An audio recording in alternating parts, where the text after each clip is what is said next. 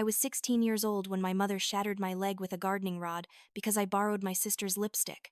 The sound of metal against bone, that sickening crack, still echoes in my dreams sometimes. But that night, bleeding on the cold tile floor, while my sister called me pathetic and my mother whispered that I would remember this forever, I was the night I stopped being a victim and started planning my escape. I never imagined that years later, she would come crawling back, begging for the mercy she never showed me. If you have ever felt invisible in your own family, if you have ever been the scapegoat while everyone else got the love you deserved, stay with me. This story is for you. And if it resonates, please hit that like button. Subscribe to hear more stories of survival and strength. And drop a comment telling me about your own journey. Your story matters too. Let me take you back to where it all began. My earliest memory is of my 3rd birthday party. Or rather, what was supposed to be my party. I remember sitting at the kitchen table, wearing a dress that was already too small, watching my mother frost a cake. I was so excited, bouncing in my chair, asking if I could have the pink frosting rose on top. My mother smiled, but it was a tight smile, the kind that did not reach her eyes. "We will see. Harper," she said. Then Scarlett walked in, fresh from her afternoon nap. She was 5 years old, beautiful even then, with perfect golden curls that my mother spent hours brushing every night. Scarlett looked at the cake and immediately declared she wanted it for her upcoming doll tea party. And just like that, my birthday cake became Scarlett's practice cake. My mother did not even hesitate. "Of course, sweetheart," she cooed to Scarlett. "Harper does not mind. Do you, Harper?" I was 3. I did not understand yet that this was not normal, that mothers were supposed to prioritize their children equally. I just nodded, swallowing the lump in my throat, watching as Scarlett dragged a finger through the frosting and licked it, laughing. My mother laughed too, delighted by Scarlett's precocious nature. Meanwhile, I sat there in my too small dress, trying not to cry, because even at 3 years old, I had already learned that crying made things worse. There was no party. My father came home that evening with a single cupcake from the grocery store, set it in front of me without ceremony, and went back to reading his newspaper. My mother was too busy preparing for Scarlett's elaborate doll tea party happening that weekend. I ate my cupcake alone at the kitchen table, and when I asked if we could sing Happy Birthday, my father waved his hand dismissively. "You are too old for that nonsense. Harper, stop being so needy." I was 3 years old, and I was already too needy. The pattern continued as I grew. When I started kindergarten, I was so excited to make friends, to finally have people who might see me as special. I remember coming home with drawings I had made, stories I had written, desperate to show my parents that I was worth something. My mother would glance at them for half a second before putting them in the recycling bin. "Very nice. Harper, now go clean your room. Scarlett's homework is actually important." Scarlett was in 2nd grade. And yes, her homework was more advanced than my kindergarten crafts. But the message was clear. Nothing I did would ever be important enough to warrant real attention. I started keeping my drawings hidden in a box under my bed, a secret collection of things I was proud of that no one else would ever see. When I was 7, I made the mistake of asking for piano lessons. Scarlett had been taking lessons for a year, and she was talented. I heard her practice every day, beautiful melodies floating through the house, and I wanted desperately to create something beautiful too. My mother laughed when I asked. Actually laughed. "Harper, piano lessons are expensive. We are already paying for Scarlett's lessons, her dance classes, and her art tutor. You cannot expect us to afford lessons for you too. Maybe if you were as naturally gifted as your sister, it would be worth the investment." Naturally gifted. As if talent was something only Scarlett possessed. Something that skipped over me entirely in the genetic lottery. I never asked for lessons again. For anything. I learned that wanting things, expressing desires, hoping for opportunities was setting myself up for humiliation. School became my refuge. I threw myself into academics with fierce determination, believing that if I could just be smart enough, accomplished enough, surely my parents would notice. Surely they would be proud. I made straight A's from 1st grade onwards. Every report card was perfect. every teacher comment glowing. I would bring them home, hands shaking with hope, and present them to my parents at dinner. My father would glance at the grades, grunt, something vaguely approving, and go back to his meal. My mother would not even look, too focused on praising Scarlett's B+ in math. "You are working so hard, sweetheart," my mother would coo to Scarlett. "I am so proud of your effort." Meanwhile, my perfect report card would sit on the table, ignored, until someone inevitably spilled something on it or swept it away with the dinner dishes. I kept every report card in my secret box. Evidence that I was trying, that I was succeeding. Even if no one in my family acknowledged it, sometimes late at night, I would take them out and read the teacher comments. "Harper is a joy to have in class. Harper shows exceptional creativity. Harper is a natural leader among her peers." These strangers saw something in me my own family refused to see, and I clung to their words like a lifeline. When I was 9, something happened that I did not fully understand at the time, but that explained so much about my mother's hatred. I overheard her talking to my aunt on the phone, her voice sharp and bitter. She did not know I was in the hallway, sitting quietly on the stairs doing homework. Harper was not planned. My mother hissed into the phone. Richard and I were finally in a good place. Scarlett was the perfect age, old enough to not need constant attention. I was about to go back to school, finish my degree, have a career, and then I got pregnant. I begged Richard to let me consider other options, but he refused, said it would not be right. So I gave up everything. My education, my plans, my freedom, all for a child I never wanted. I sat frozen on those stairs, pencil still in hand. Math, homework, forgotten. A child I never wanted. The words echoed in my head, clarifying years of confusion. It was not that I was doing something wrong. It was not that I needed to try harder to earn her love. She simply did not want me to exist. My very presence was a reminder of everything she had sacrificed unwillingly. I never told anyone what I heard that night. What would be the point? It would not change anything. But something hardened in me after that. I stopped hoping for her love because I finally understood it would never come. You cannot earn something that was never available in the first place. Middle school was brutal for different reasons. Scarlett was in high school by then, popular and beautiful and everything a teenage girl was supposed to be. I was awkward, still wearing her old clothes that never quite fit right, trying to be invisible. I had no friends. How could I make friends when I could not invite anyone over? I could not risk them seeing the dynamics in my house. I could not bear the questions about why my mother spoke to me with such obvious contempt. I ate lunch alone in the library every day. The librarian, Mrs. Chen, was kind to me. She would recommend books, let me stay during free periods, never asked invasive questions. Books became my escape, my way of living hundreds of different lives where I was wanted, where I mattered. I read constantly, voraciously, losing myself in stories where the underdog triumphed, where hard work paid off, where love was unconditional. At home, things were getting worse. Scarlett had discovered boys and makeup and her power over people, including our parents. She could twist them around her finger with a smile, manipulate them into giving her anything she wanted.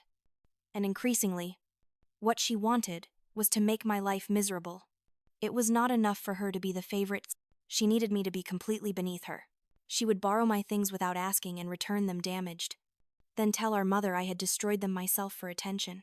She would eat my lunch that I had carefully prepared the night before, leaving me hungry at school, and laugh when I complained.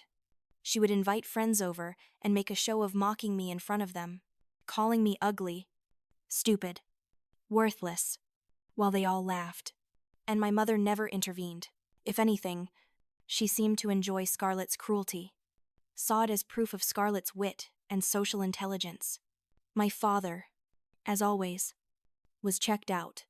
He worked long hours and came home exhausted, wanting only to eat dinner in silence and watch television. He was not actively cruel like my mother and Scarlett, but his indifference was its own form of cruelty. Children need their parents to see them, to protect them, to care about their well-being. My father offered none of those things. I was scenery in his life, background noise he had learned to tune out. When I was 13, I tried to talk to him. Just once. It was late at night, and I found him alone in his study, going over financial documents. I knocked softly, and he looked up with a frown, already annoyed. "What is it?" "Harper. Make it quick." I took a deep breath and tried to explain how I was feeling. How Scarlett was mean to me constantly. How Mom never noticed anything I did. How I felt like I did not matter in this family. I did not cry. I kept my voice steady and mature, hoping that would make him take me seriously. He listened for maybe 30 seconds before cutting me off. "Harper, every family has dynamics. Scarlett is the older child, so naturally she gets more attention. Your mother works hard taking care of this house. You need to stop being so sensitive and demanding. Not everything is about you. Not everything is about you." I wanted to scream that nothing was ever about me, that I had never been the center of attention even once in my entire life, that I just wanted the bare minimum of parental love and acknowledgement. But I could see in his eyes that he was already done with this conversation, already dismissing me. So I left his study and never tried to talk to him about it again. High school started, and I had a plan. I would work harder than anyone else, get perfect grades, win scholarships, and get out of this house the day I turned 18. I took every advanced class available. I joined academic clubs that met during school hours, so I would not have to be home, and applied for every scholarship and program I could find. I was going to escape through achievement, but my family found ways to sabotage even that. When I was accepted into a prestigious summer program for gifted students, fully funded, my mother refused to sign the permission forms. "You are needed here. Harper, someone has to do chores while Scarlett is at her summer camp. You can do academic things any time. This is just you trying to show off." The summer camp Scarlett was attending cost $3,000 and was basically a vacation resort for rich kids. My program was free and would have looked incredible on college applications. But Scarlett's fun mattered more than my future. Always. I stayed home that summer, cleaning the house, mowing the lawn, doing everyone's laundry while they enjoyed their lives. Scarlett sent postcards from camp, bragging about boys and parties. My mother would show them to me with a smile, as if sharing her joy about Scarlett's wonderful summer, oblivious or uncaring about the fact that she had destroyed mine. Sophomore year, I got my first job. A local grocery store needed baggers, and I lied about my age to get hired. I needed money, needed any path to independence. I worked evening shifts after school, weekends, any hours they would give me. My parents were happy to have me out of the house more, and the money I earned was supposed to be mine, but my mother had other ideas. "Harper, Scarlett needs a new dress for homecoming. You will contribute $200. It was not a request. It was a command. I tried to protest, explaining I was saving for college, but she cut me off. "You live under this roof. You eat our food. You will contribute to this family. Scarlett works hard in school and deserves nice things. You can spare $200. Scarlett did not work hard in school. She was barely passing most of her classes, but she was applying to colleges based on my father's connections and my mother's ability to spin narratives about Scarlett's unique creative intelligence. Meanwhile, I had to hand over $200 of my hard-earned money so she could have a designer dress she would wear once. This became a pattern. Every time I saved up money, my mother found a reason why I owed it to the family. "Scarlett needs new shoes. The car needs repairs, and your father's bonus was smaller this year. We are taking a family vacation, and you need to pay your share." Family vacation meant the four of us going somewhere, where I would be treated as the help and expected to watch bags and run errands while the rest of them enjoyed activities. I was not invited to join. I opened a secret bank account at a different bank, one where my parents would never find it. I started depositing only half my paychecks into the account my mother knew about, hiding the rest. It was risky, but necessary. Every dollar in that secret account was a step closer to freedom. Junior year was when things got really bad. Scarlett was a senior, and suddenly, the house revolved entirely around her college applications, her senior activities, her future. I was expected to be even more invisible than usual, to never cause problems, to make everything easier for Scarlett during her important year. I came home one day to find Scarlett in my room, going through my things. She had discovered my secret box under my bed, the one with all my childhood drawings and report cards. She was laughing, holding up a drawing I had made in second grade. "Look at this pathetic stuff," she called out, loud enough for our mother to hear. "Harper is keeping children's drawings like they are treasure." How sad. My mother appeared in the doorway, and instead of telling Scarlett to get out of my room, to respect my privacy, she laughed too. "You really should throw out this junk, Harper. It is taking up space, and it is embarrassing. You are not a child anymore." They went through the entire box together, mocking each item. Every piece of evidence that younger Harper had been proud of herself had tried to matter. When they were done, Scarlett dumped the box in the hallway trash. I rescued it later that night, but the damage was done. Even my private things, my secret sources of self-worth, were not safe from their cruelty. Around this time, I started noticing bruises on myself that I could not remember getting Laclausen started. Small ones at first, on my arms and legs. Then I realized they were not from accidents. My mother had started grabbing me hard when she was angry, her fingers digging in with deliberate force. She never left marks where anyone else would see them, always on parts of my body covered by clothes. The physical aggression was escalating, and I knew it. I started wearing long sleeves all the time, even in warm weather. I walked carefully around the house, trying not to provoke her. But it was impossible. Everything I did provoked her. My existence provoked her. Scarlett noticed the bruises once when I was changing after gym class. I saw her eyes widen slightly, and for a brief moment, I thought maybe she would feel something. Maybe seeing physical evidence of our mother's hatred would spark some sisterly protection. But she just smirked and turned away, saying nothing. The months crawled by. Scarlett got into a decent state college. Nothing prestigious. But my parents acted like she had been accepted to Harvard. There were celebrations, gifts, endless praise. I kept my head down, working, studying, saving money in my secret account. Then came that October night, the night everything shattered, literally and figuratively. It was a Friday evening. I remember being so tired from school and work, my feet aching from a long shift at the grocery store. I came home late, after 10 p.m., hoping everyone would already be in bed so I could avoid any interactions. But the house was still awake, lights on downstairs, television playing. I went straight to my room, dropped my backpack, and headed to the bathroom to shower and wash off the day. That was when I saw it. Scarlett's makeup bag, sitting open on the bathroom counter. She had clearly been getting ready to go out with friends and had left everything scattered. I should have just showered and gone to bed. But I was exhausted, emotionally wrung out from years of being invisible, and something in me just broke.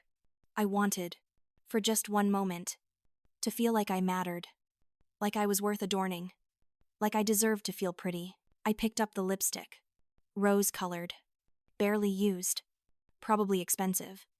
My hands were shaking. This was such a small thing, trying on lipstick, but in my house, it felt like rebellion. I twisted it open and carefully applied it, watching my reflection transform in the mirror.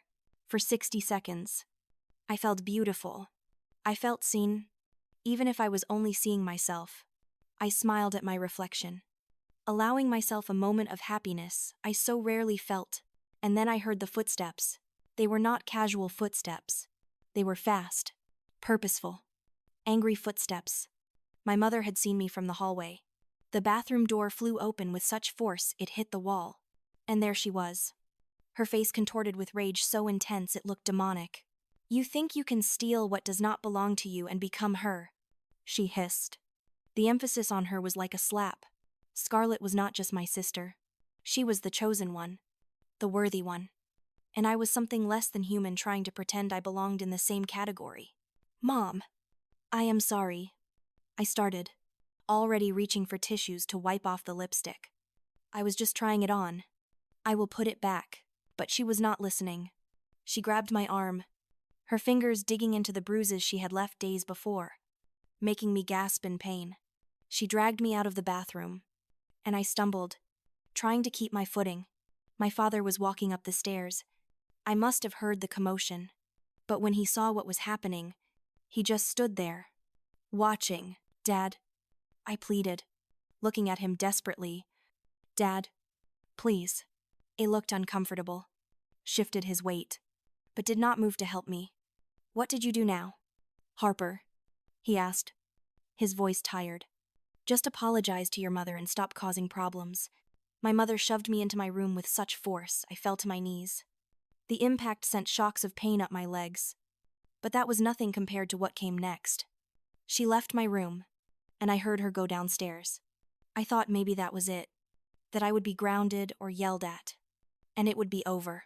Then she came back, and she was carrying my father's gardening rod. The rod was about 3 feet long, solid metal, heavy.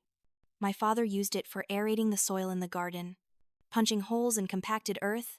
It was a tool designed to break through resistance. When I saw it in my mother's hands, my entire body went cold with primal terror. "Sight down," she commanded. Her voice was eerily calm now, which was somehow worse than the screaming, "Sit down and stretch out your legs." I did not understand what she meant to do. My brain could not process this level of threat from a parent. Mothers protected their children. They did not hurt them. Not like this. "Mom, please," I begged, my voice cracking. "I am sorry about the lipstick. I will never touch Scarlett's things again. Please." She moved toward me, and I scrambled backwards until I hit the wall. There was nowhere to go. She grabbed the front of my shirt and shoved me down onto the floor, my head hitting the baseboard with a crack that made stars explode across my vision. Before I could recover, she kicked my legs out straight, positioning me like a victim prepared for execution. "You will remember this," she said, standing over me with the rod in her hands. "Every time you take a step, every time you walk, you will remember that you are not her. You will never be her. You are nothing." The rod came down. The first strike hit my right shin, just below my knee. The pain was unlike anything I had ever experienced. It was not just physical agony, though that was overwhelming. It was the sound, that terrible crack of metal against bone. It was the realization that my mother, the woman who gave birth to me, hated me enough to do this. I screamed. I could not help it. The pain tore the sound from my throat, raw and animalistic. I tried to curl up, to protect myself. But she was not done. The rod came down again, hitting the same spot with precision. She was not randomly lashing out. She was deliberately targeting the same area, trying to do maximum damage. "Stop," I sobbed, my hands reaching toward her in supplication. "Please stop. I am sorry. I am so sorry." But my apologies meant nothing. She brought the rod down a third time, and I felt something give way in my leg. They felt bones shift in ways they were never meant to move. The pain was so intense I thought I might vomit or pass out. My vision went gray around the edges, and I could taste copper in my mouth from biting my tongue.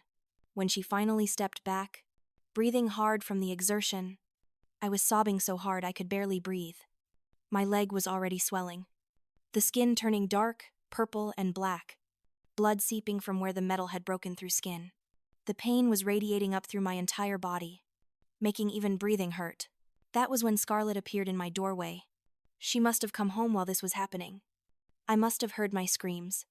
I looked at her through tears, desperately hoping she would help me, would call someone. I would do something to stop this nightmare. But Scarlett just looked at me with disgust. "God, you are so dramatic," she said, her voice dripping with contempt. "It is just a little discipline. Stop acting like you are dying."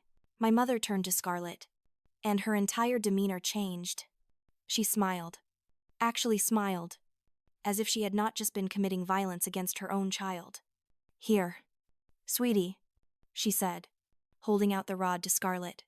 "Your sister was using your lipstick without permission.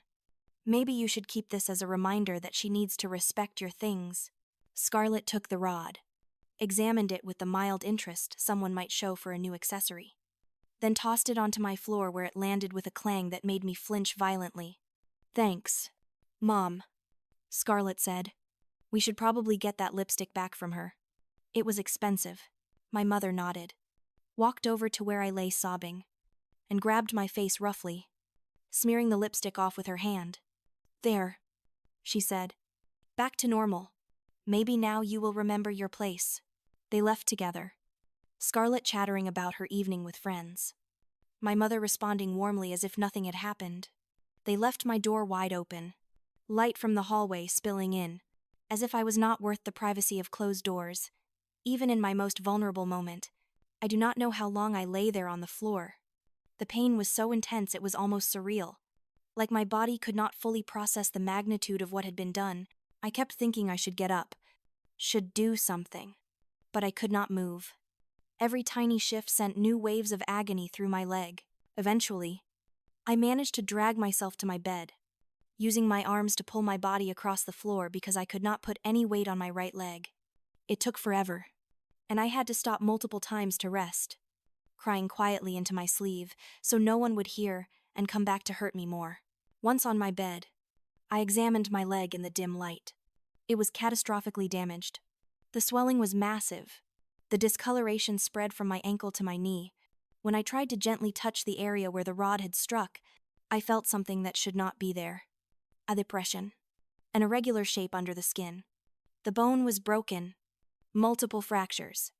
Probably. I needed a hospital, but I knew I could not ask for that. If I told anyone what happened, my mother would deny it. My father would back her up. Scarlett would call me a liar. I would end up in foster care, maybe. Or more likely, no one would believe me, and I would be stuck in this house with parents who now knew I had tried to expose them. It would get worse, not better. So I made a decision. I would survive this on my own. I wrapped my leg as best I could with strips torn from an old sheet, creating a makeshift brace. I took ibuprofen from my bathroom cabinet, knowing it would barely touch this level of pain, but having no other options. And I lay in my bed, staring at the ceiling, making plans. I could not stay in this house much longer. I had been planning to wait until graduation, until I was 18 and could leave without legal complications. But this changed everything. My mother had crossed a line from emotional abuse to physical violence severe enough to cause permanent damage. She would do it again. I knew she would. The next time might be worse. I had about $1,800 in my secret bank account. Not enough for much, but enough to survive for a little while if I was careful. I needed to accelerate my plans. Needed to find a place to go. A way to support myself. I was 16. Almost 17. I could lie about my age. Find work. Disappear into the cracks of society where no one looked too closely at documentation. The night stretched on forever. I did not sleep. The pain made sleep impossible. But more than that, I was planning. Every detail. Every step. Every possible contingency.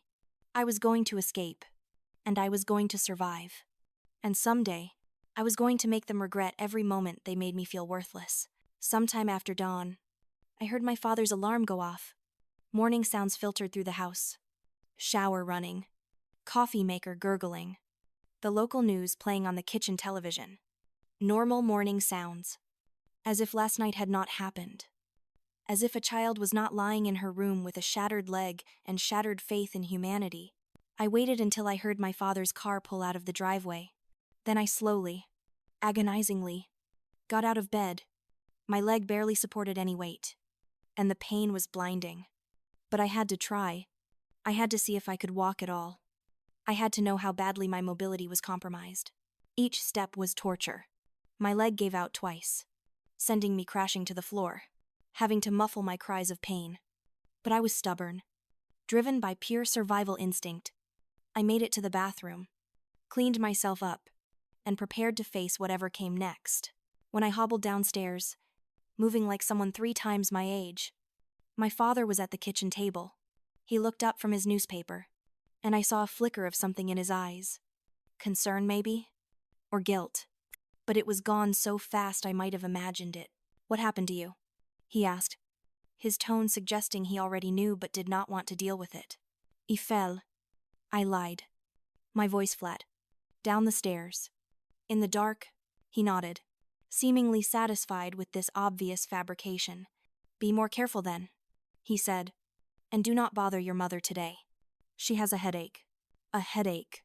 My mother had a headache after breaking her daughter's leg. The absurdity of it would have been funny if it was not so horrifying. I stood there in the kitchen, barely able to support my own weight, looking at this man who was supposed to protect me and feeling absolutely nothing. He was a ghost. A non-entity. A waste of space. "Did you need something?" he asked, annoyed that I was still standing there.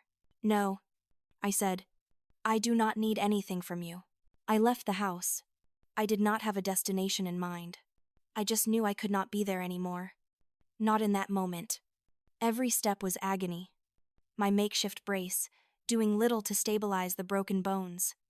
I made it to the small park at the end of our street and collapsed onto a bench. That was where I stayed for most of the day. Watching families play. Watching normal parents interact with their children with affection and patience, and realizing just how abnormal my life was. Other kids did not live in fear of their parents. Other kids were not beaten for minor infractions. Other kids had families who wanted them. As the sun set and the park emptied, I made a decision. I would go back to the house one more time. I would sleep in my bed, gather my strength, and then I would leave. Soon? Very soon. I just needed a few more days to finalize plans, to figure out exactly where I would go and how I would survive. When I limped back home after dark, my mother was in the kitchen preparing dinner. She glanced at me, and for a split second, I saw something in her face. It might have been regret. It might have been fear of consequences. But then her expression hardened into the familiar coldness. "You are back," she said flatly. "I thought maybe you would have the sense to stay gone." I looked at her, really looked at her, and said, "The only thing that mattered. You told me I would remember. And I will. I will remember all of this." Something flickered in her eyes then. Maybe she heard the promise in my words. Maybe she recognized that she had pushed too far, created an enemy instead of breaking my spirit. Or maybe she just did not care. She turned back to her cooking, dismissing me, and I went upstairs to my room. The bent gardening rod was still on my floor where Scarlett had thrown it. I picked it up, feeling its weight, looking at the spots where my blood had dried on the metal. This rod had been a weapon used against me, but I decided in that moment to reclaim it. I would keep it, not as a reminder of my victimhood, but as evidence, proof, a symbol of everything I had survived. I wrapped it in an old towel and hid it deep in my closet, behind boxes of things no one ever looked at. Then I sat on my bed, pulled out a notebook, and began to write. Not a diary entry, a plan, a detailed, methodical plan for escape and survival. Over the next 2 weeks, my leg healed badly. Without proper medical care, the bones set crooked. I developed a permanent limp, a visible marker of that night. Every step reminded me of my mother's hatred, but also of my own resilience. I was still walking. She had tried to break me, and I was still walking. I told everyone who asked that I had fallen. Teachers, classmates, my boss at the grocery store. They all seemed to believe me, or at least they did not push when I insisted I was fine. I was not fine, but I was functional, and that was enough. I started looking for places to live. There was not much available for a teenager with limited funds and no rental history. But I was determined. I looked at rooms for rent, checked postings for live-in positions, considered every option. I needed something cheap and available immediately. That was when Mrs. Gable entered my life like a guardian angel. Mrs. Gable owned Gable's Treasures, the thrift store I had been working at for the past year. She was in her 60s.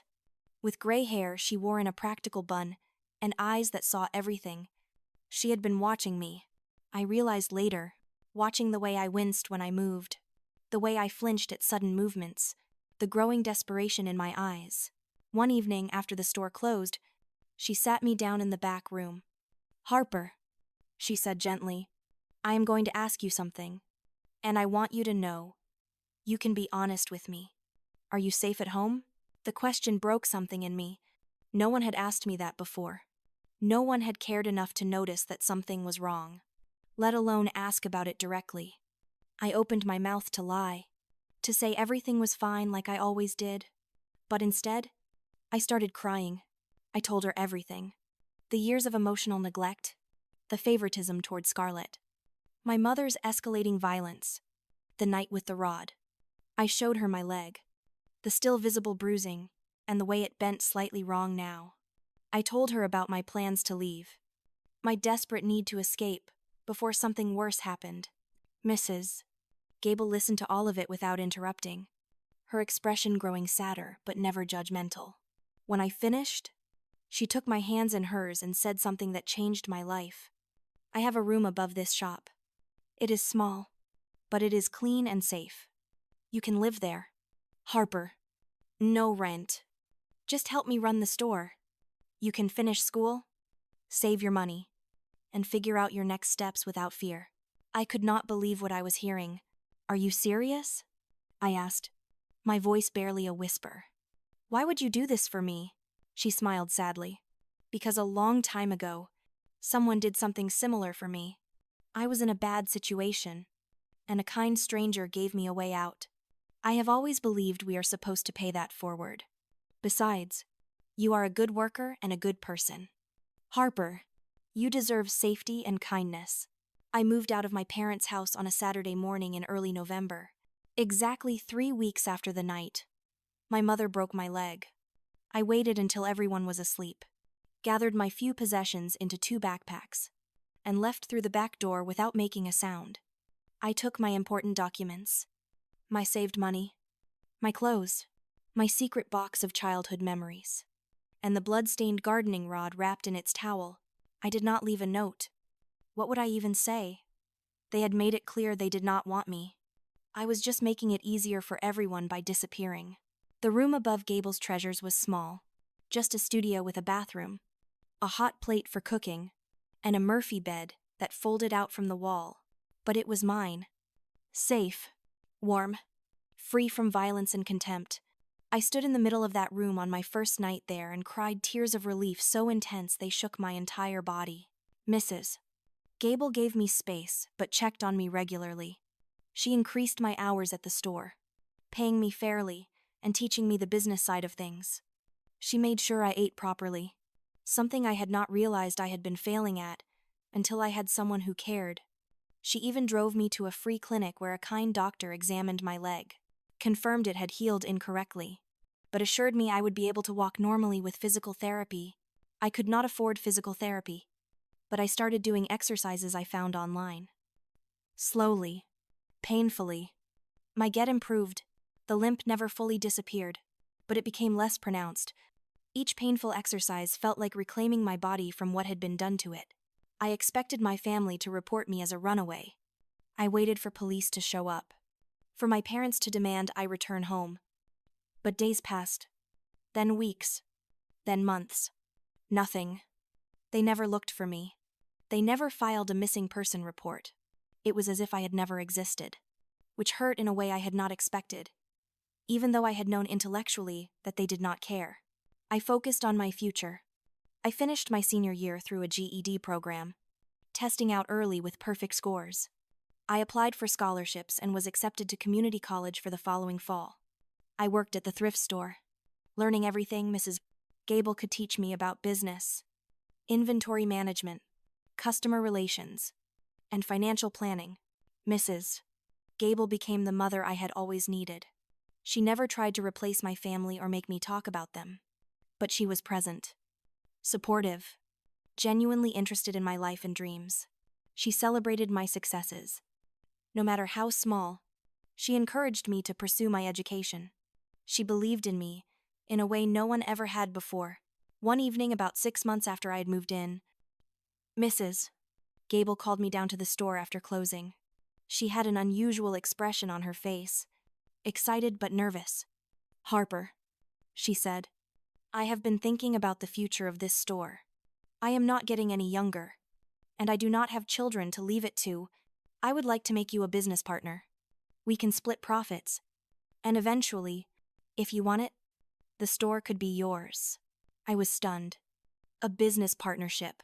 A future. She was offering me not just a job but a legacy, a foundation to build upon.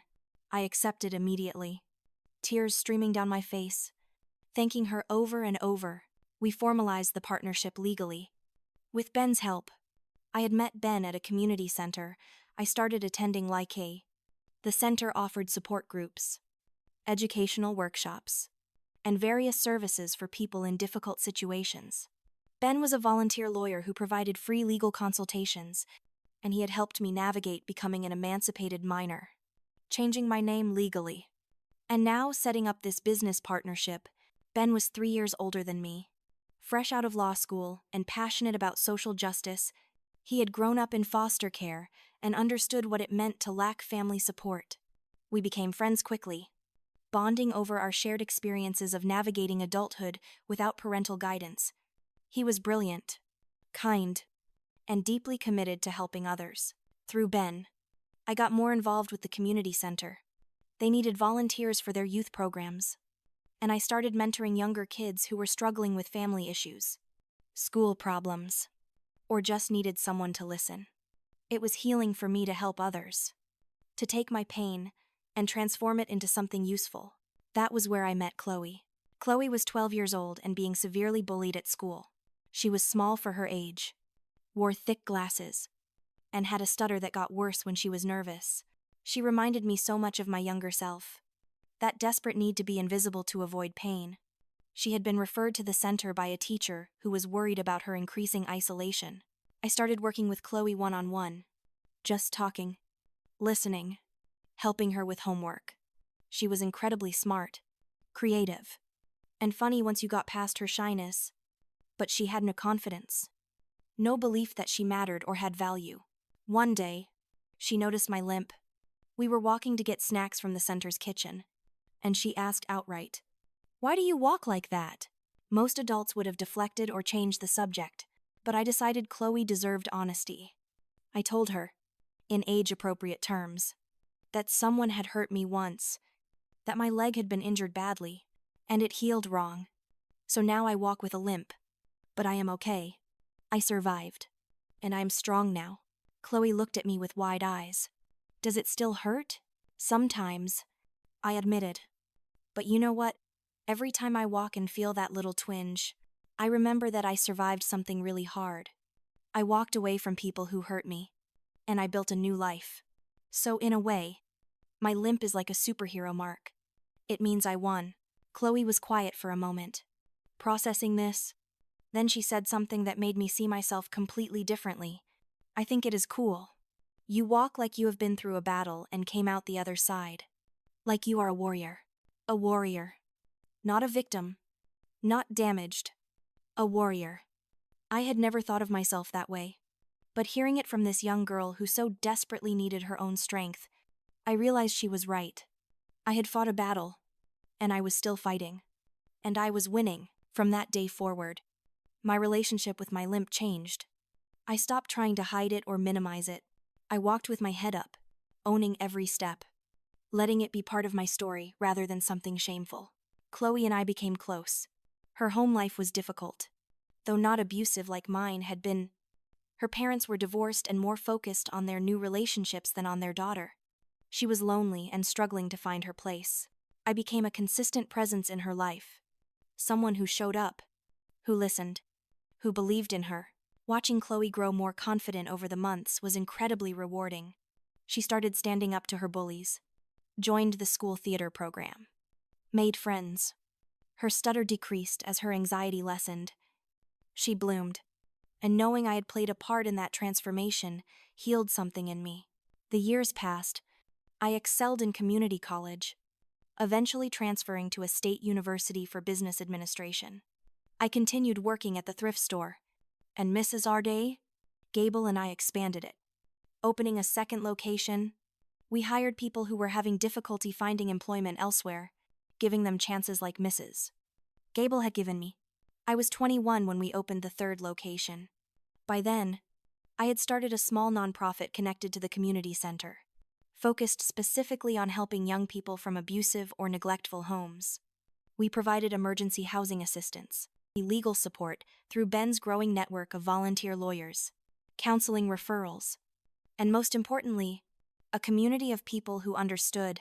I named it Harper's Hope. Reclaiming my name and my story, we held workshops on setting boundaries, recognizing abuse, building healthy relationships, financial literacy, and life skills. I spoke openly about my experiences, using my story to help others recognize they were not alone, and that escape was possible. The organization grew beyond anything I had imagined. We secured grants, private donations, corporate sponsorships. We expanded our services, hired staff, helped hundreds of young people. I was interviewed by local news, asked to speak at conferences, invited to consult on policy regarding child welfare. Through all of this, I had no contact with my family. I saw my father once, from a distance, at a grocery store. He looked older, tired, defeated. I felt nothing looking at him. No anger or sadness. Just complete indifference. He was a stranger who had failed me, and I had moved so far beyond needing anything from him. I heard through casual town gossip that Scarlett had moved to California, that she was working in some kind of sales job, that she rarely visited home, that my parents' marriage was strained, that Eleanor seemed more bitter and isolated with each passing year. I listened to these updates with the same mild interest I might have for any stranger's life. I was happy, genuinely happy. I had built a life full of purpose and meaning. I had Mrs. Gable, who I now called family. I had Ben, whose friendship had deepened into something I treasured. I had Chloe, now in college and studying social work, inspired by our work together. I had dozens of young people I had mentored, a community of survivors who supported each other. My life was full in ways I had never imagined possible during those dark years in my parents' house. I woke up each morning grateful, excited about the work ahead, surrounded by people who genuinely cared about me. The scars were still there, physical and emotional, but they no longer defined me. They were simply part of my story, evidence of battles won. And then, on a Tuesday evening, 3 years after I graduated from college, Eleanor walked into the community center. I was in my office, reviewing grant applications for our housing assistance program, when there was a knock on my door. "Come in," I called, not looking up from my paperwork. The door opened slowly. Hesitantly, I glanced up and froze. Eleanor stood in my doorway, and the transformation was shocking. She had aged at least 15 years in the 7 we had been apart. Her hair was completely white, thin and poorly cut. Her face was lined deeply, especially around her mouth, as if years of frowning had carved permanent grooves. She was thin, not in a healthy way, but in a way that suggested poor nutrition and stress. Her clothes were clean but worn, clearly thrift store purchases. Though not from any of my stores, we stared at each other for a long moment. I felt my heart racing, old fear responses kicking in despite my years of healing. But I was not that scared girl anymore. I was a 24-year-old woman in my own office, surrounded by my own success, safe in my own power. "Harper," she said, her voice cracking. "It took me so long to find you. You changed your name." "Yes," I said calmly, setting down my pen. "I did. What are you doing here?" Eleanor, the use of her first name rather than Mom was deliberate, and she flinched at it. "I needed to see you," she said, taking a tentative step into my office.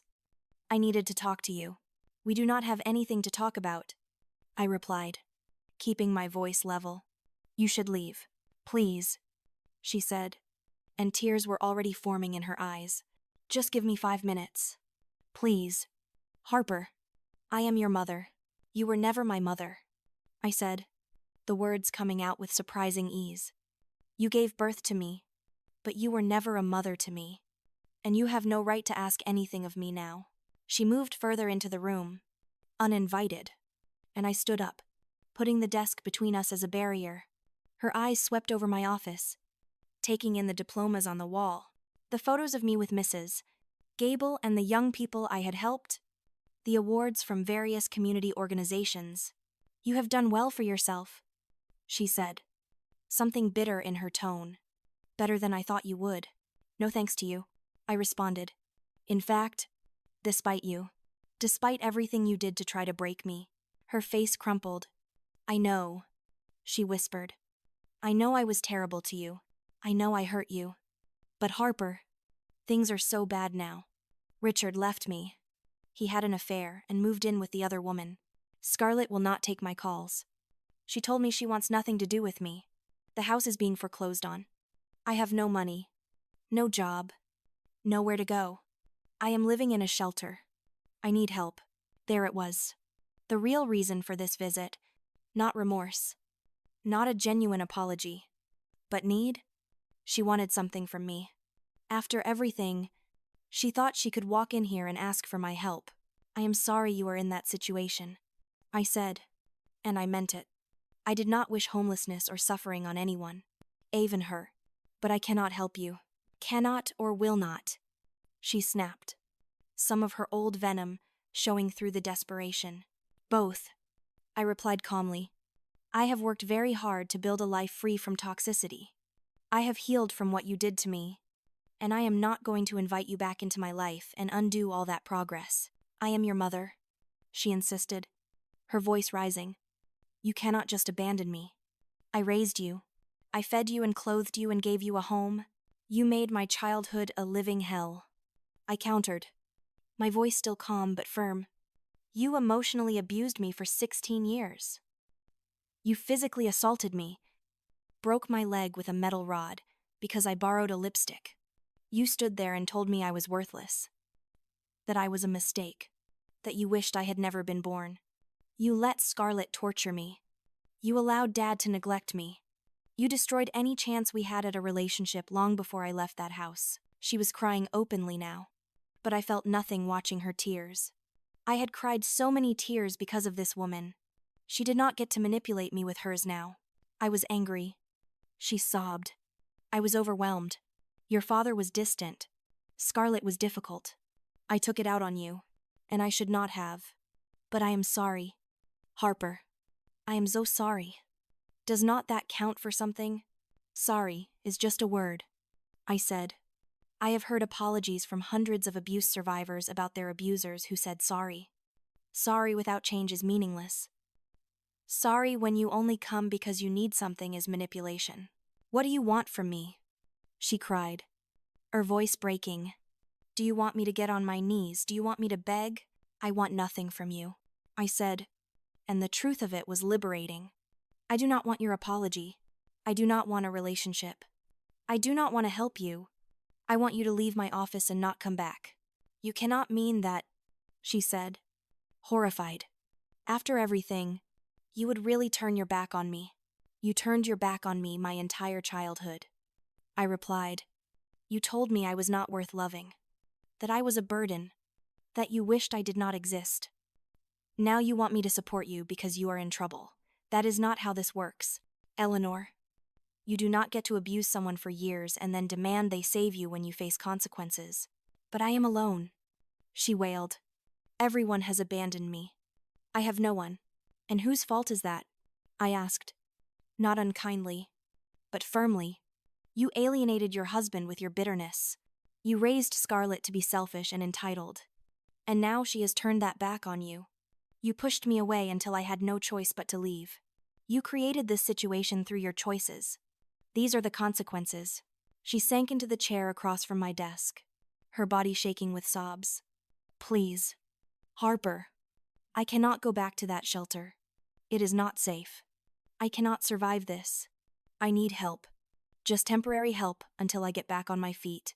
I am begging you. I looked at this broken woman, and a small part of me felt pity. But pity was not the same as obligation. I had learned that lesson well over the years. I walked around my desk, maintaining physical distance, and pulled a business card from my drawer.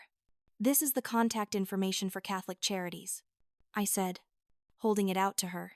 They have programs for people in your situation, housing assistance, job training, case management. They can help you more than I can. She took the card with shaking hands, staring at it like it was an insult. This is what you are going to give me. A phone number for a charity. Yes, I said simply. It is more than you ever gave me. The words hung in the air between us, sharp and true.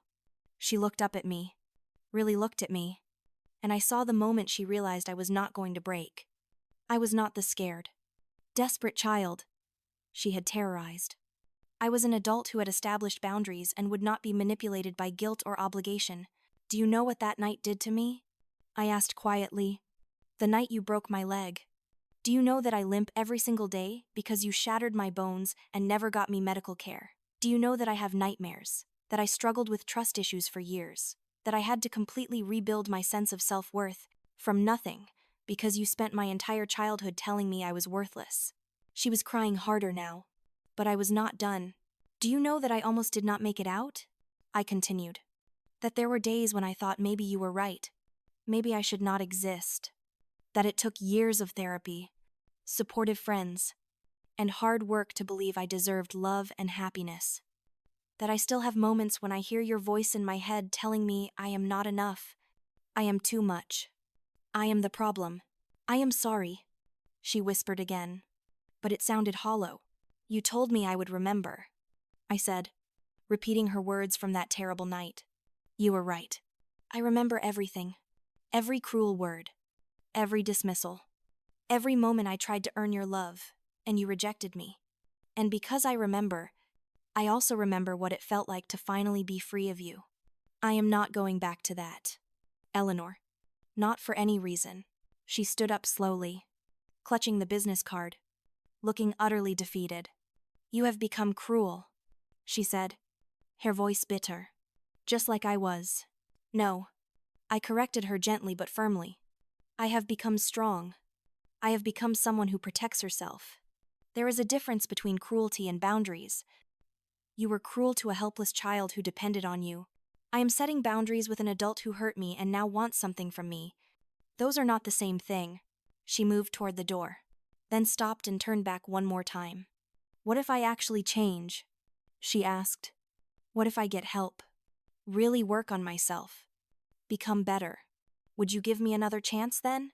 I considered the question carefully before answering. Maybe, I said honestly. If you did the work, genuinely changed, showed through consistent actions over years that you had become a different person. Maybe then I would be willing to have a conversation. But that is all I can promise. A conversation. Not a relationship. Not support. Not forgiveness. Just the possibility of talking. Someday.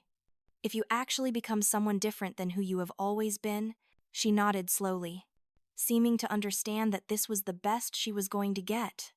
I will remember this, she said as she reached the door, and I could not tell if it was meant as a threat or simply a statement. You will remember this, I echoed, using her words one final time. You will remember that when you needed someone, when you were vulnerable and afraid and alone, I was not there for you, just like you were not there for me. Maybe now you understand how that feels. She left without another word, and I watched through my window as she walked away, shoulders hunched, looking small and defeated. I expected to feel triumphant or vindicated, but instead I just felt sad. Sad for the mother I never had. Sad for the childhood I lost. Sad that it had come to this. But I did not regret my decision. Not for a second. Ben appeared in my doorway a few minutes later. He must have seen Eleanor leave and waited to give me space. You okay? He asked, his voice gentle. Yeah, I said, and I meant it. I am okay. I am actually really okay. He came in and sat down, and I told him everything that had happened. He listened, as he always did, without judgment or unsolicited advice. When I finished, he said, you handled that incredibly well. You protected yourself while still being humane. That is not easy to do. It felt right. I said, not easy, but right. Over the next few days, I processed the encounter in therapy, in long talks with Mrs. Gable, in quiet reflection. I had done the right thing. I was certain of that. But I also realized that Eleanor's appearance had stirred up old pain that I thought I had fully healed. Healing was not linear. It was ongoing. A choice I had to make again and again. I heard nothing more from Eleanor for several weeks. Then, through the community center's network, I learned that she had indeed contacted Catholic Charities. She was enrolled in their programs, living in transitional housing, attending job training. I did not reach out, did not check on her progress, but I was glad to know she was getting help. 3 months after her visit, I was asked to give a keynote speech at a statewide conference on family services and youth welfare. It was a huge honor, and I spent weeks preparing, wanting to do justice to the topic and the people I represented. The day of the conference, I stood backstage with my notes, my heart pounding. This was the biggest audience I had ever addressed.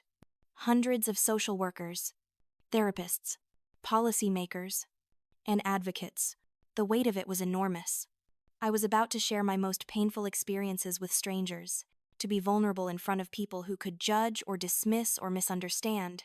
But then I thought about all the young people I had worked with over the years, the ones who told me that hearing my story helped them feel less alone, the ones who said my example gave them courage to leave toxic situations, the ones who were building better lives because they had seen it was possible. This speech was not for me. It was for them. I walked onto that stage, and the applause was warm and welcoming. I looked out at the sea of faces and saw Mrs. Nodislush and Ever, Gable in the front row, beaming with pride. I saw Ben, giving me a thumbs up. I saw Chloe, now a young woman in her second year of social work school, watching with admiration. I saw dozens of other young people I had mentored scattered throughout the audience, all supporting me. I began to speak, telling my story from the beginning. I talked about growing up feeling invisible, about the escalating abuse, about the night my mother broke my leg. I showed them the scar, visible, even through my professional clothes. I told them about my escape, my healing journey, the people who helped me, and how I transformed my pain into purpose. The audience was completely silent, hanging on every word. I saw tears on many faces, nods of recognition from others.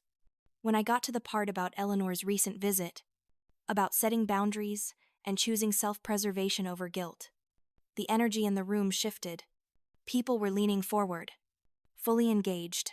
I concluded with this: they told me I would remember. And I do remember. I remember every detail of what was done to me. But I also remember every person who showed me kindness. I remember the moment I decided to survive rather than just exist.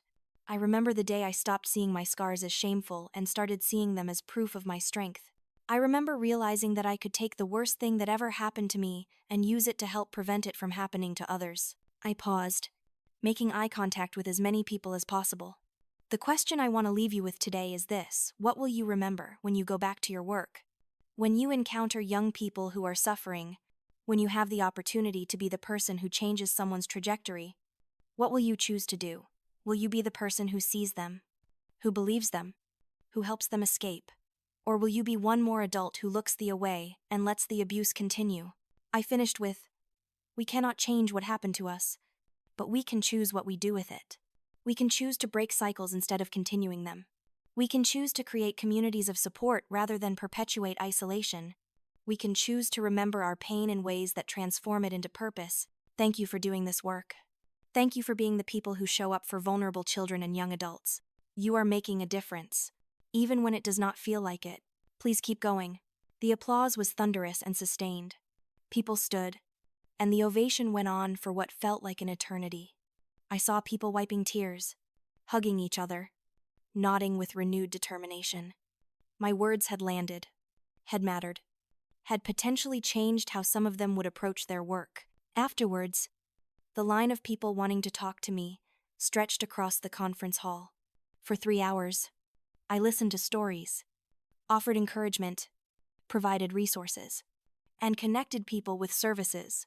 Social workers told me about cases they had handled differently because of what I said.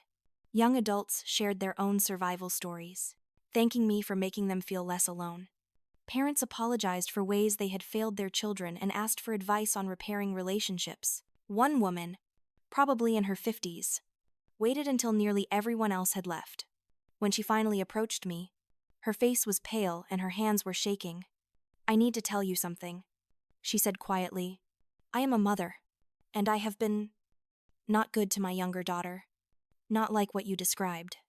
Not physical abuse, but emotional favoritism, constant comparison to her older sister, making her feel less than. Your speech made me realize what I have been doing." She was crying now, and I felt unexpected compassion for her. "My daughter is 16, she continued. "The same age you were when when that happened to you. I do not want that to be her story. I do not want her to have to escape from me. What do I do? How do I fix this before it is too late?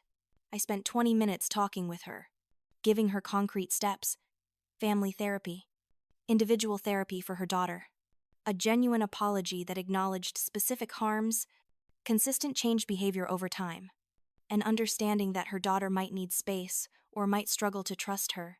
I gave her resources, contact information for family therapists who specialized in repairing damaged parent-child relationships. She thanked me profusely, and as she walked away, I felt a surge of hope. This was one mother who might change, one young person who might be spared years of pain. If my speech accomplished nothing else, that one conversation might have prevented another Harper's story from unfolding. That night, I returned to my apartment, exhausted but fulfilled. I had poured everything into that speech, relived painful memories, and been vulnerable in front of hundreds of people, but it was worth it.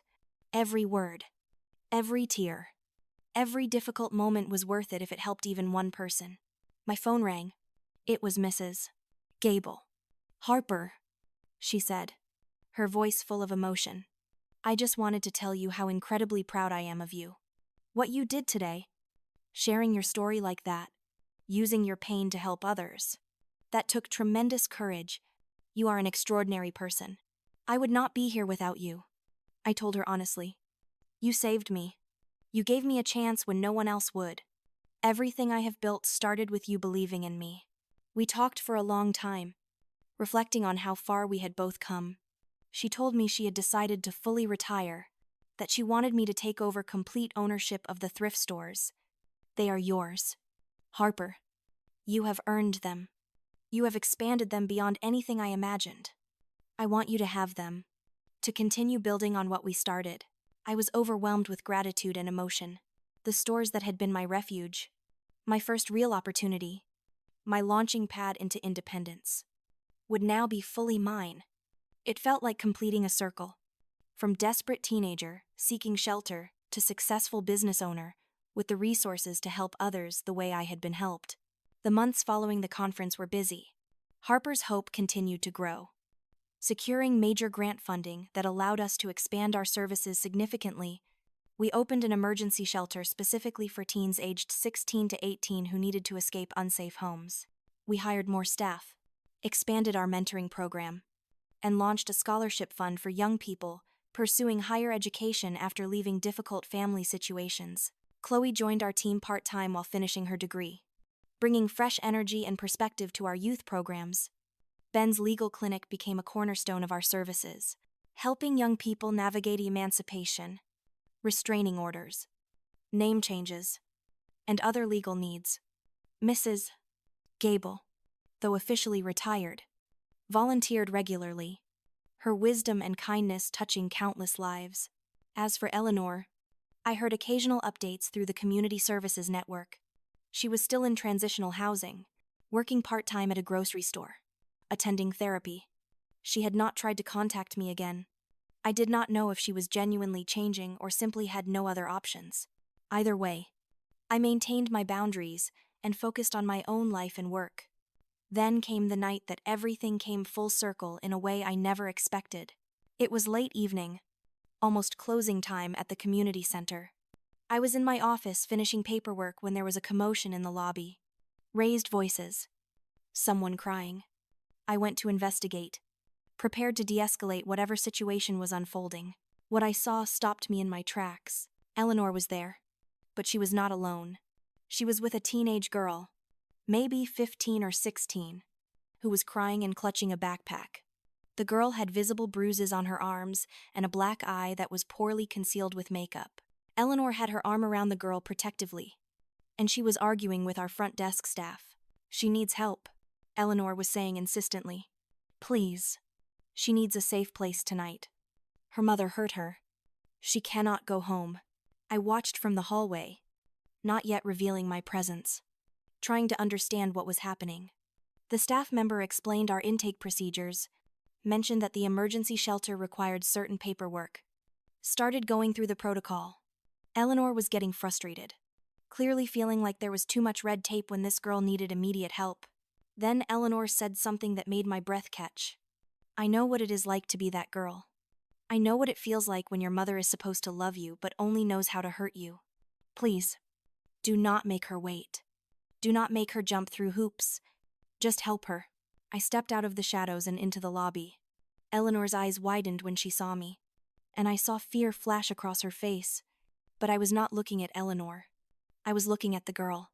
Seeing myself 7 years ago in her terrified eyes and defensive posture. I am Harper, I said to the girl gently. This is my center. You are safe here. We are going to help you. I turned to the staff member. Take her back to intake. I will handle the paperwork later. Right now, get her cleaned up, fed, and settled in the shelter. Call Dr. Martinez to come examine her injuries. Everything else can wait until she feels safe. The staff member nodded, understanding the priority shift, and gently guided the girl toward the back. The girl looked back at Eleanor uncertainly, and Eleanor squeezed her hand. You are going to be okay. Eleanor told her. These people will help you. They helped me once. Once the girl was gone, Eleanor and I stood in the lobby, the silence heavy between us. Thank you, Eleanor finally said, for helping her. Where did you find her? I asked. At the shelter where I am staying, Eleanor replied. She showed up tonight, fresh from a fight with her mother. She was terrified, did not know where to go. I remembered hearing about this place, about the work you do. So I brought her here. We stood there awkwardly, neither quite knowing what to say. Finally, Eleanor spoke again, her voice quiet and raw. I am in therapy, she said. Real therapy, not just to check a box. I am working on understanding why I was the way I was, why I hurt you like I did. That is good, I said neutrally. I am glad you are getting help. I do not expect forgiveness, she continued. I do not deserve it. But I wanted you to know that I see it now. I see what I did to you. I see how wrong it was. And when I saw that girl tonight, I saw you at 16. And I realized I could not ignore someone else's pain. Not when I caused so much of yours. It was the most genuine thing she had ever said to me. There was no manipulation in her voice. No ulterior motive. Just raw honesty and what seemed like genuine remorse. Thank you for bringing her here, I said. You may have saved her from years of suffering. Eleanor nodded, her eyes filling with tears. I wish someone had saved you, she whispered. I wish I had not been the person you needed saving from. Before I could respond, she turned and left, moving quickly, as if she could not bear to stay a moment longer. I watched her go, feeling a complex mix of emotions. Anger for all she had done, but also a glimmer of something that might eventually become compassion if she continued on this path of genuine change. I went back to check on the girl. Her name was Maya, and she had a story depressingly similar to mine. A mother who had never wanted her. Years of emotional and physical abuse, a breaking point that had driven her to run. I sat with her for hours that night, listening, validating her feelings, explaining the resources available to her. You are not alone anymore, I told her as I was leaving for the night. You are safe here. We are going to help you build a better life. One where you do not have to be afraid all the time. One where you matter and are valued and loved. She looked at me with hope flickering in her traumatized eyes. Do you really think that is possible? She asked.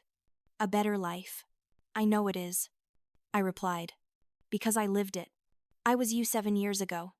And now look at where I am. You can get here too. It is not easy. But it is possible. I told her my story, briefly but honestly, and watched her expression shift from despair to determination. If you did it, she said, then maybe I can too. Exactly, I confirmed. You can, and we are going to help you every step of the way. Over the following weeks, Maya settled into our program. She enrolled in school, started therapy, began to heal. She reminded me constantly of my younger self. And working with her was both painful and rewarding. I was giving her everything I had desperately needed and had been lucky enough to find. Eleanor continued her own work. She did not show up at the center again, respecting the boundaries I had set. But I heard through our network that she was making progress. She had moved into her own apartment, was working full-time, had been attending therapy weekly for months. She had even reached out to Scarlett, though that relationship was still strained and might never be repaired. I thought a lot about what change meant, what redemption looked like, whether people could truly transform. I did not have clear answers. What I did know was that Eleanor bringing Maya to our center, prioritizing that girl's safety, even though it meant facing me, suggested she was at least trying to become someone different than who she had been. 6 months after that encounter, I received a letter. It was from Eleanor, but unlike her previous attempts at contact, this one did not ask for anything. It was simply a letter acknowledging, in detailed and specific terms, every major harm she had done to me. It listed incidents I had almost forgotten, words she had said that had cut deep, moments of neglect and cruelty that had shaped my childhood. It was like she had been documenting her own failings, forcing herself to confront the full scope of her actions. At the end, she wrote, "I do not expect you to respond to this letter. I do not expect forgiveness or reconciliation. I am writing this because I need to fully acknowledge what I did, and you deserve to have your pain validated by the person who caused it. I was wrong. Completely, utterly wrong. You deserved love and safety and encouragement, and I gave you the opposite. I am sorry, Harper. Not because I want something from you, but because you deserve to hear it. I am working every day to become someone different, someone better. Not for you, because I have lost that right, but for myself and for anyone else I might encounter who needs help rather than harm. I hope you continue to thrive. The work you are doing is remarkable. You have become everything I failed to be. Your mother, Eleanor." I read the letter multiple times, analyzing every word for hidden manipulation or ulterior motives, but I could not find any. It seemed genuine, a true reckoning with her past actions. I did not respond, was not ready for that. But I kept the letter. Maybe someday I would be ready to have a conversation, or maybe not.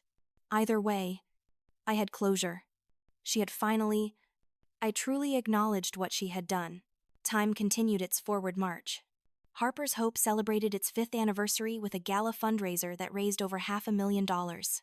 We had helped over 3,000 young people by then, with a network that spanned the entire state. Our model was being studied by other organizations, replicated in different cities. What had started as a small program in one community center had become a movement. I was 27 years old, standing on a stage in front of 500 donors, community leaders, and supporters, sharing the story of Harper's Hope's growth and impact. I talked about our successes, the young people who had gone on to college, started businesses, built healthy families. I talked about Maya, who was now 18, in community college, and volunteering with our program to help other survivors. And then I said something I had not planned, something that came from a place of hard-won wisdom.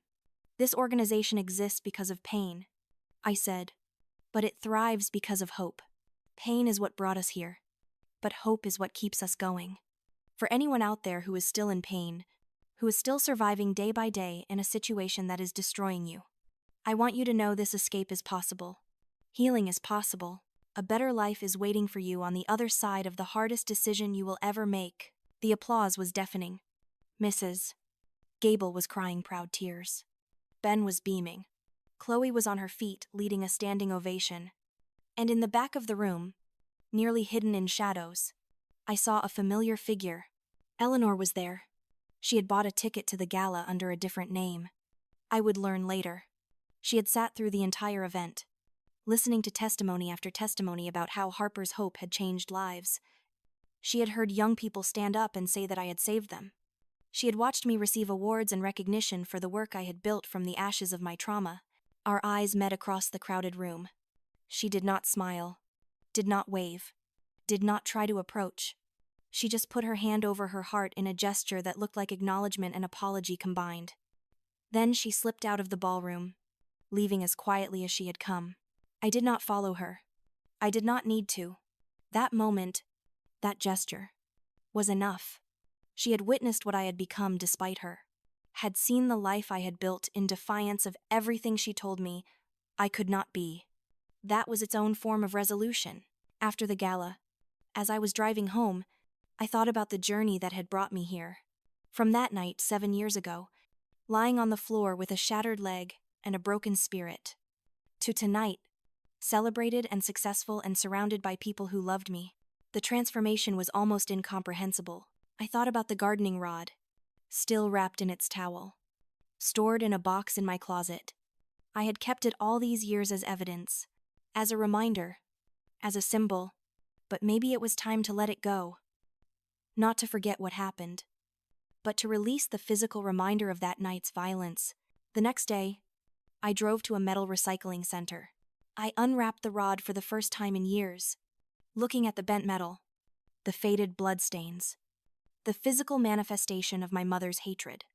Then I handed it to the worker, watching as it was tossed into a bin with other scrap metal, where it would be melted down and transformed into something new.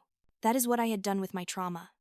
I had not erased it or forgotten it, but I had melted it down and transformed it into something new, something helpful, something that brought light instead of causing pain. I went home, and for the first time in years, I slept without nightmares. The ghosts were not gone, would probably never be fully gone, but they were quieter now, less powerful. I had reclaimed my story, my power, my life. Today, at 28, I wake up each morning in an apartment I love, surrounded by photos of people I cherish. I run a thriving nonprofit that changes lives. I own successful businesses that provide opportunities for people who need second chances. I mentor young people who remind me of who I was, and I get to watch them bloom into who they are meant to be. My leg still aches sometimes, especially when it rains. The limp is permanent, a visible reminder of that terrible night. But when I walk now, I walk with pride. Each step is a declaration I survived. I thrived. I won. Eleanor and I may never have a traditional mother-daughter relationship. The damage done was too severe, the wounds too deep. But there is a strange peace in knowing she is trying to change, in witnessing her attempts at redemption, even if I never fully participate in them. Maybe that is enough. I have learned that healing is not about the people who hurt you changing or apologizing or making amends. It is about you changing, about reclaiming your power, about building a life so full of purpose and joy that their abuse becomes just one chapter in your story instead of the whole book. They told me I would remember, and I do, but I remember as a victor, not a victim. Have you ever had to walk away from toxic family to save yourself? Have you found the strength to turn your pain into purpose? Share your story in the comments. Your journey matters, and someone needs to hear that they are not alone. If this story resonated with you, please like this video. Subscribe for more stories of survival and transformation. And remember that you are stronger than anything that has been done to you. Your scars can become your superpower. Thank you for listening to my story.